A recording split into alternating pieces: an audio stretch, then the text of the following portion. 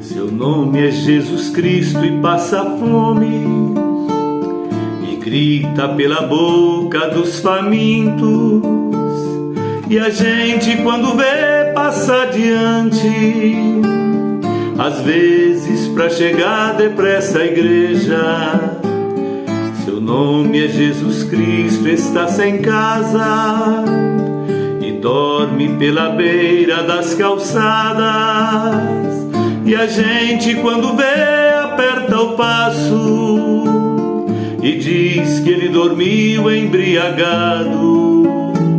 Entre nós está e não o conhecemos, entre nós está e nós o desprezamos, entre nós está e não o conhecemos, entre nós está e nós o desprezamos.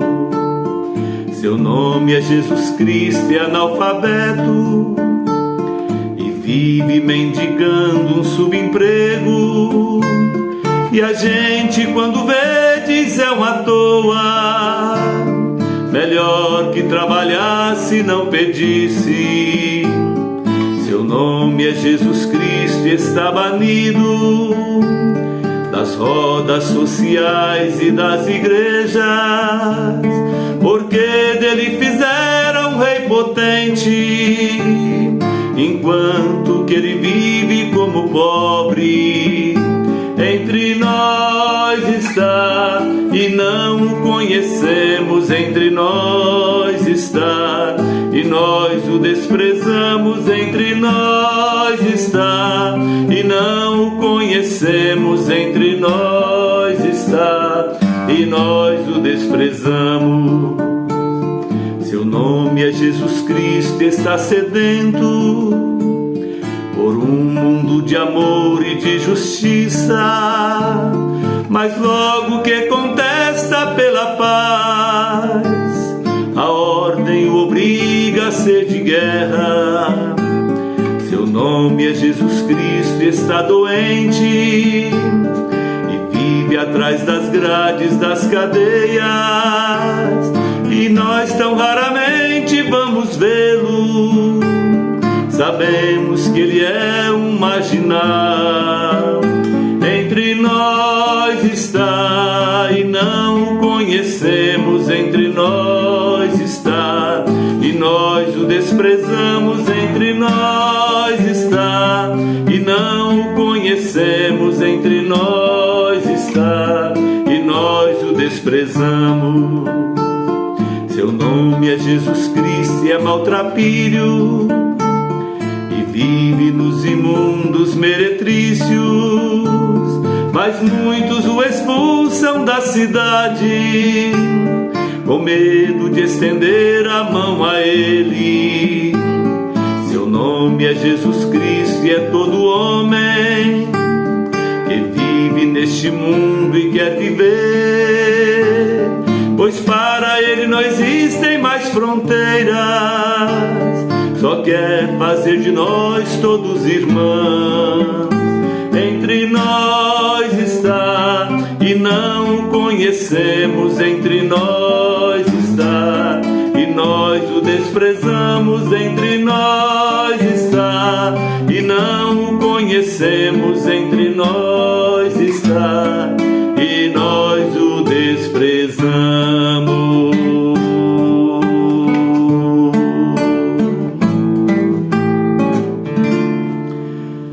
Domingo, uma semana de muita paz, alegria, consciência. É o nosso programa Mensagem de Fé entrando no ar. É Padre Amarildo quem tem a alegria de mais uma vez entrar no seu lar para partilhar com você a palavra de Deus, a palavra da Igreja. É muito bom estar com você novamente.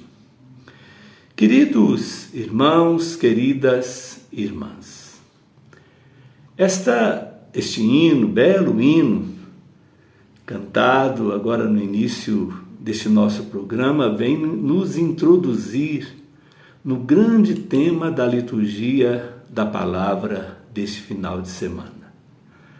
A nossa salvação passa pela hospitalidade, pelo acolhimento, pelo cuidado para com o pobre.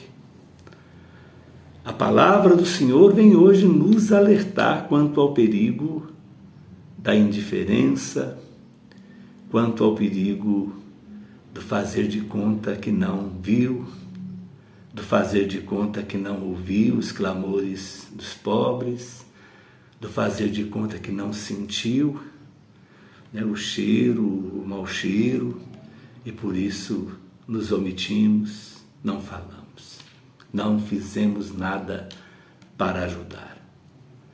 A nossa salvação passa pela hospitalidade, pela solidariedade com o pobre e sofredor.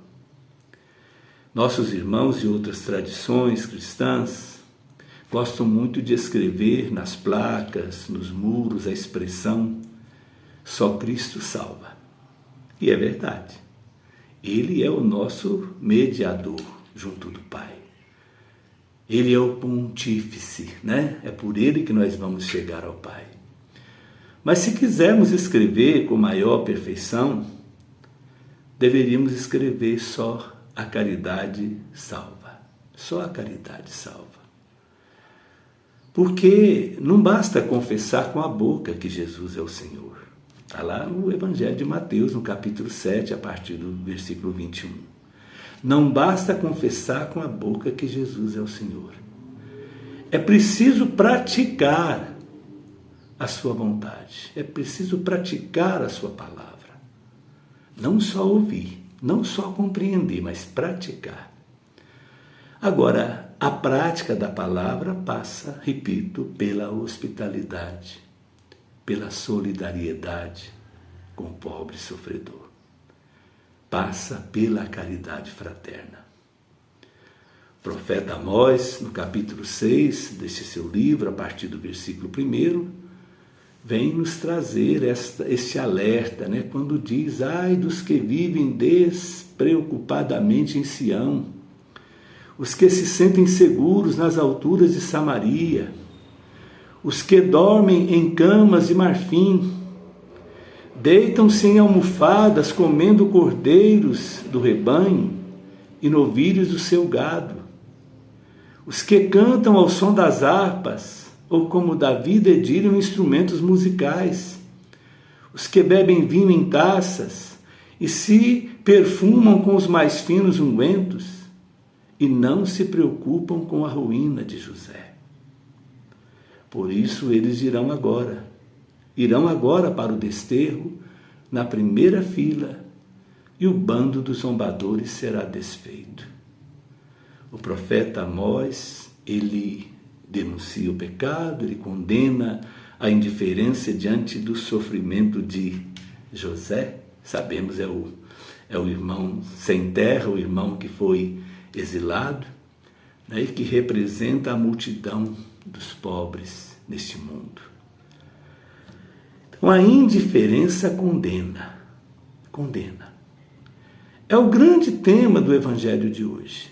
Aquela parábola que nós conhecemos, a parábola do opulão e do pobre Lázaro, do rico opulão e do pobre Lázaro. A parábola não diz que o rico opulão era corrupto, não diz que ele se enriqueceu às custas da exploração dos pobres, não diz que ele tenha sido desonesto no ajuntamento, né, dos seus bens, da sua riqueza, que ele tenha mandado seu dinheiro para paraísos fiscais para não pagar imposto no próprio país. Não diz que ele tenha investido, né, nesse jogo, né, nesse cassino contemporâneo que são as bolsas de valores, ou que tenha emprestado dinheiro para o Estado, né, com juros altíssimos. Não diz como ele ficou rico, mas diz que a sua condenação se deu porque ele foi indiferente. com Lázaro, que à sua porta passava fome. Enquanto ele se banqueteava, se vestia, né, com luxo, fazendo festas diariamente, o Lázaro passava fome à sua porta, todo ferido, e os cães vinham lamber-lhe as feridas. E ele não viu, ele não ouviu, ele não sentiu, por isso não falou e não fez nada. E lembra a palavra que o resultado foi a condenação. O Lázaro morreu e foi levado pelos anjos para o seio de Abraão, né, para aquele lugar onde os descendentes de Abraão, onde os justos, os fiéis, estão, né, salvos, libertos, contemplando a face do Senhor. É importante lembrar, né, que na parábola Jesus usa, né, ainda, né, o contexto do Antigo Testamento para falar do juízo, enquanto o rico vai para o Sheol, né, para a mansão dos mortos, e ali pede, né, a Deus que peça o Lázaro que pelo menos traga um pouquinho de água para refrescar-lhe a língua, pede que envie, né, Lázaro para poder avisar os seus irmãos, porque estavam todos na mesma vida, né, indiferentes diante da morte, do sofrimento dos Lázaros deste mundo. Lembra Jesus, né, que lá eles têm a lei e os profetas, que escutem a lei e os profetas. Mas hoje nós temos alguém mais forte, né? Temos Jesus que ressuscitou e nos mostra o caminho. E nos mostra o que devemos fazer para podermos alcançar a salvação. O amor. Amai-vos uns aos outros como eu vos amei. O amor que Jesus nos ensina através da parábola do samaritano, do bom samaritano, que viu o irmão caído, que desceu do seu animal, que se debruçou sobre aquele irmão, tratou das suas feridas, se responsabilizou pelos seus cuidados. A nossa salvação passa pelo pobre, passa pela caridade fraterna. Lembramos aqui aquela passagem forte do capítulo 25 do Evangelho segundo Mateus, a partir do versículo 31, quando Jesus ensina: tudo o que fizeres ao menor dos meus irmãos, a mim o fizeste. Tive fome, me deste de comer, tive sede, me deste de beber, era peregrino e me acolheste em casa, nu e me vestiste, doente na prisão e me visitaste e me serviste. A nossa salvação passa pelo pobre. Assim nos ensinaram São Vicente de Paulo, apóstolo da caridade, o bem-aventurado Antônio Frederico Ozanam, fundador da Sociedade São Vicente de Paulo, né?